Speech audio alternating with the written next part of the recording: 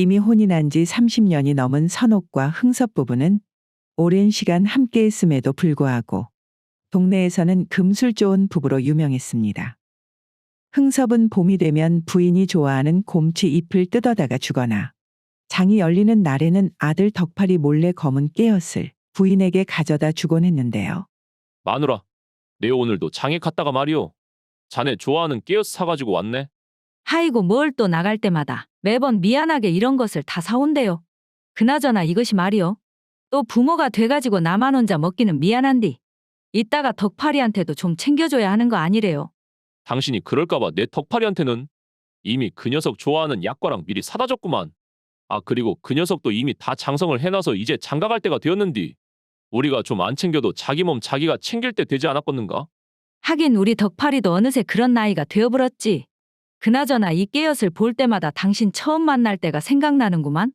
나한테 뭘 제일 좋아하냐고 물어보고 내가 이 깨엇을 좋아한다고 하니 당신이 내가 죽을 때까지 이 깨엇만큼은 챙겨줄 테니까 당신한테 시집 오라고 했던 거 말이요. 그래, 우리한테도 그런 때가 있었지. 그래서 그런지 말이오. 나는 이 깨어만 보면 풋풋했던 그때가 떠오르기도 하고 또 우리 둘만의 추억으로 하고 싶기도 해서 말이오. 내가 장에 다녀와서 덕팔이가 도대체 뭐를 그렇게 매번 어머니에게 사서 가져다 주냐고 물어도 한 번도 가르쳐 준 적이 없다네. 아들 앞에서 뭔가 창피하기도 해서 말이야. 그나저나 지금까지 이렇게 매번 깨엇을 챙겨준다는 약속을 벌써 30년이나 지켜준 것에 참말로 고맙구만요.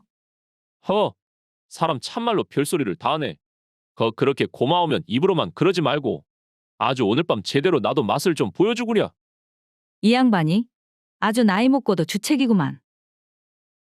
그렇게 흥섭과 선옥은 서로를 공경하면서 30년을 함께 살았으니 처음 혼인 때는 초라했던 그들의 초가집도 나날이 번창하여 어느새 번듯한 기와집으로 바뀌었으며 선옥은 친구들과 만날 때면 항상 친구들의 부러움의 대상이 되었지요. 성욱이 언니, 언니는 말이에요. 진짜로 지금도 그렇게 서방이 좋은 것이요? 뭐 그러면 좋으니까 내 우리 서방한테 시집을 갔지. 안 그랬으면 뭐 한다고 살을 맞대고 살고 있겠냐, 춘자야. 물론 처음에야 다들 그런 마음으로 시작을 하지만서도 사람처럼 변하기 쉬운 것이 없는디. 내가 하는 말은 말이요, 언니. 그것이 어떻게 30년이나 한결같을 수가 있냐 이 말이지. 우리 부부라고 뭐 어려운 때가 없었겠냐. 그래도 시간이 지나다 보니 서로 부족한 부분을 인정을 해주고 자존심은 또 지켜주다 보니 그래도 사라지는 것이지. 그나저나 춘자야, 니는 갑자기 이런 것을 왜 물어보냐잉? 니 무슨 일 있냐? 사실 그것이 말이요, 언니. 언제부턴가 우리 서방이 밤에 나랑 정을 나누는 것이 뜸해지더라고. 나는 뭐 그냥 단순히 우리 서방이 피곤해서 그렇구나. 언제 닭이라도 잡아서 백숙이라도 해줘야 쓰겄다 그렇게 생각을 했지. 그려 그것은 나도 뭐 항상 그 관계가 좋을 수는 없으니께. 그럴 수도 있지. 그렇게 서방이 피곤한 탓에 그렇구나라고만 생각했었는데 어느 날 갑자기 이 양반이 어떤 젊은 여자를 첩이라고 데리고 와버리지 않겠는가?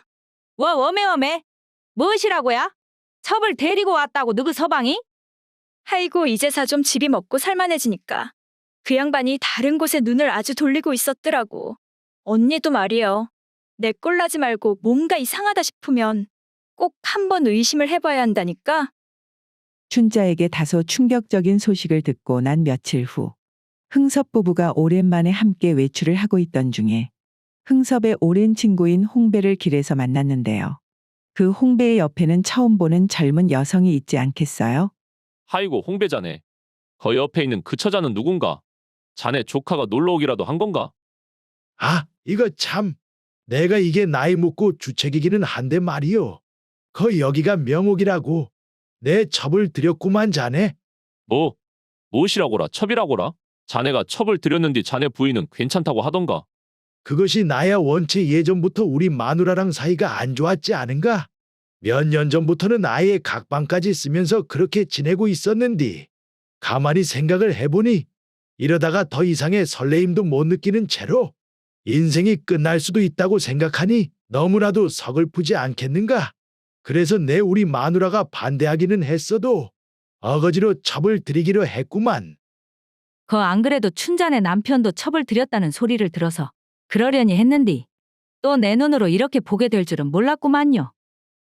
그리고 또 어느 날은 흥섭이 부부와 마찬가지로 마을에서는 금술좋기로 유명했던 흥섭과 막연한 사이인 춘삼이마저 어린 여인을 한 명 데리고 왔습니다. 흥섭이 자네?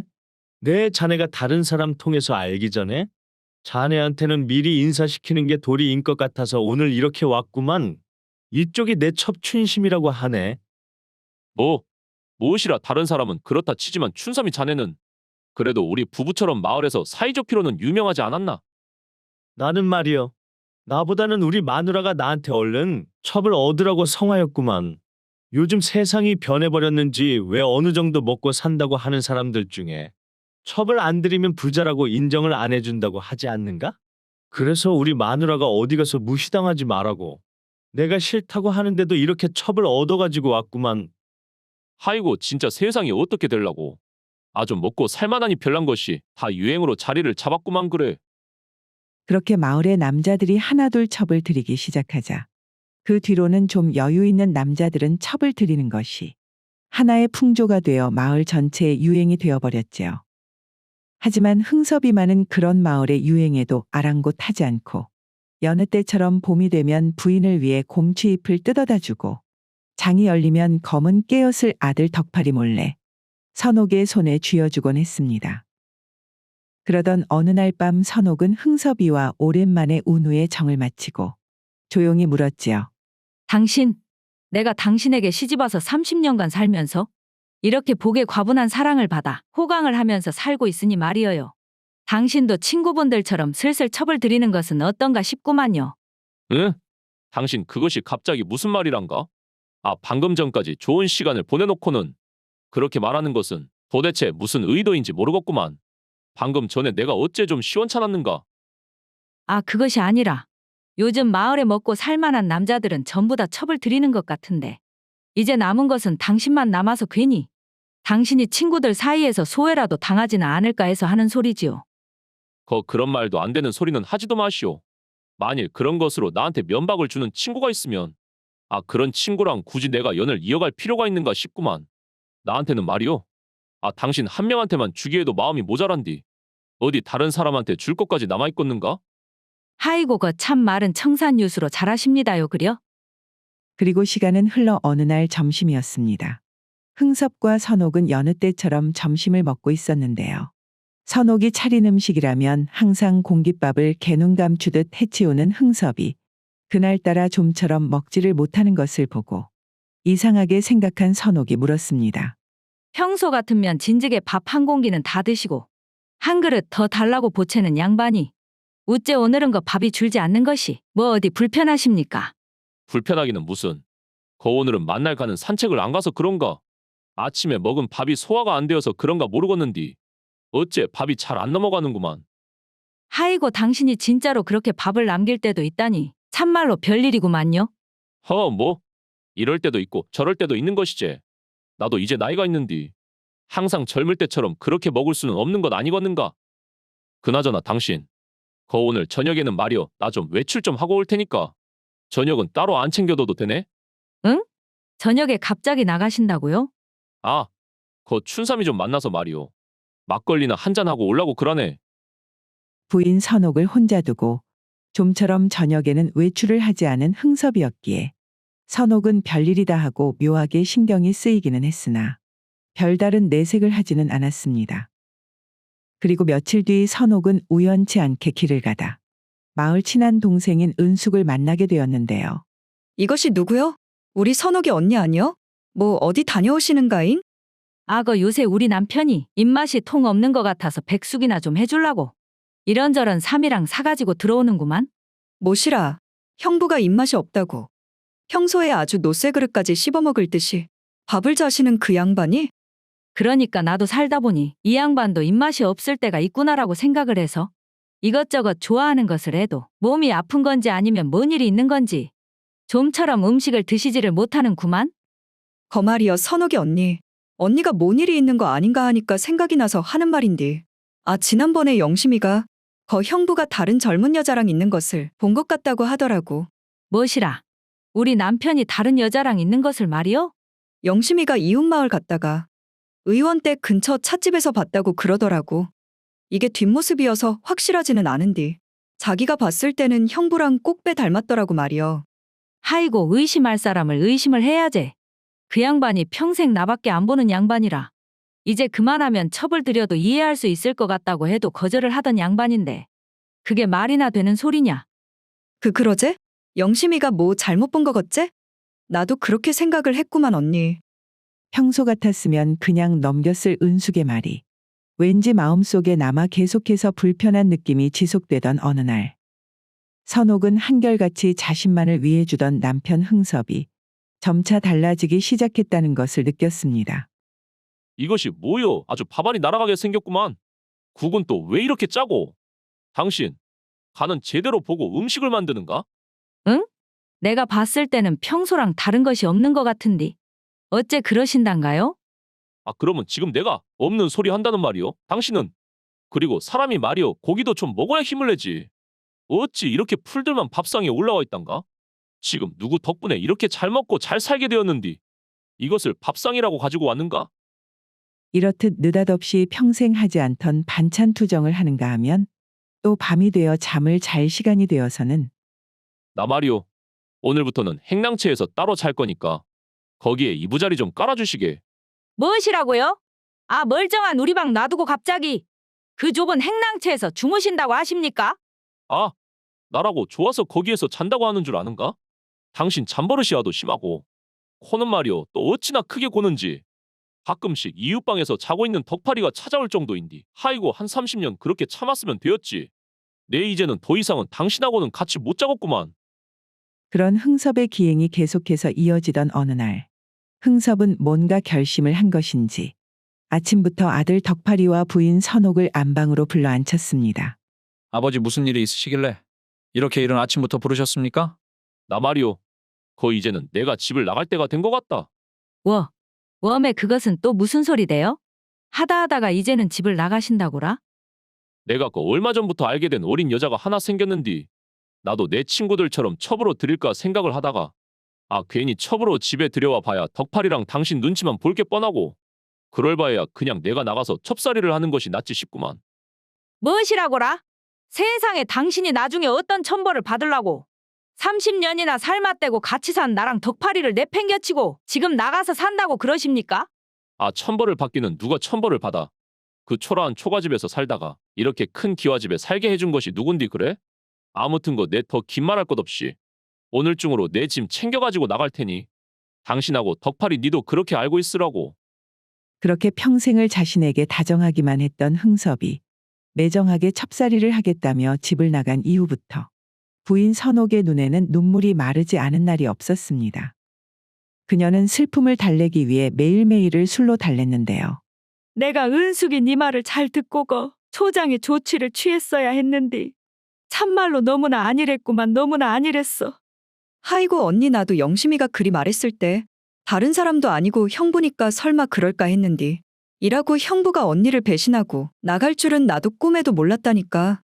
은숙아, 내 평생을 그 양반만 바라보면서 살았는데 이제 앞으로 남은 인생을 참말로 어떻게 살아야 할지 모르겠다. 그렇다고 언니가 뭐 잘못한 것이 있다고 이렇게 술로만 지새면서 지낼 필요가 있겠는가? 차라리 이렇게 된 거 말이여.